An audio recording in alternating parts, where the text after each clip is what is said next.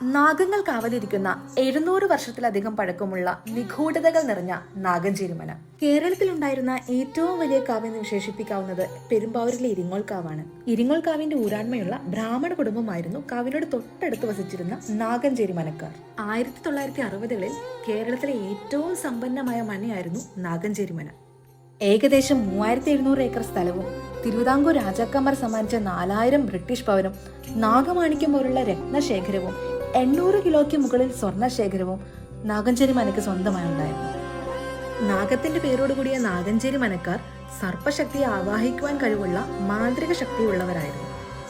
നാഗങ്ങളെ ഒഴിപ്പിക്കുന്നതിലും വഴിപാടുകൾ നടത്തുന്നതിലും അവർ വിദഗ്ധരായിരുന്നു എന്നാണ് വിശ്വാസം. സംസ്ഥാനത്തിനുടനീളം നിരവധി ക്ഷേത്രങ്ങൾ ഈ കുടുംബത്തിന് കീഴിലുണ്ടായിരുന്നു. കേരളത്തിലെ ഒരു നാടുവാഴിയും ഇരിങ്ങോൾ കാവിന്റെ അവസാന ഊരാൺമ അവകാശിയുമായിരുന്നു നാഗഞ്ചേരി മന വാസുദേവൻ നമ്പൂതിരി.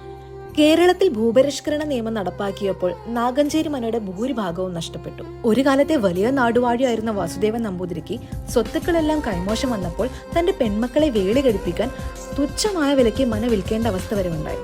വെറും 3 സെന്റ് സ്ഥലത്താണ് അദ്ദേഹം അവസാന കാലത്ത് കഴിഞ്ഞത്. മനയും പരിസരവും ഇപ്പോൾ പെരുമ്പാവൂർ നഗരസഭയാണ് സംരക്ഷിക്കുന്നത്. പെരുമ്പാവൂർ ഇരിങ്ങോൾ കാവിനോടടുത്താണ് നാഗഞ്ചേരി മന സ്ഥിതി ചെയ്യുന്നത്. ഇനി ഇരിങ്ങോൾ കാവിൽ വരുന്നവർക്ക് ഈ ഒരു മന കൂടി സന്ദർശിക്കാവുന്നതാണ്. ചെറിയ രീതിയിലുള്ള ട്രഡീഷണൽ ഫോട്ടോഷൂട്ട്സ് ഒക്കെ നടത്താൻ പറ്റിയ ഒരു സ്പോട്ട് കൂടിയാണ് കേട്ടോ. അപ്പൊ ഇതുപോലെയുള്ള കൂടുതൽ വീഡിയോസിനായിട്ട് നമ്മുടെ പേജ് ഫോളോ ചെയ്യാൻ മറക്കണ്ട.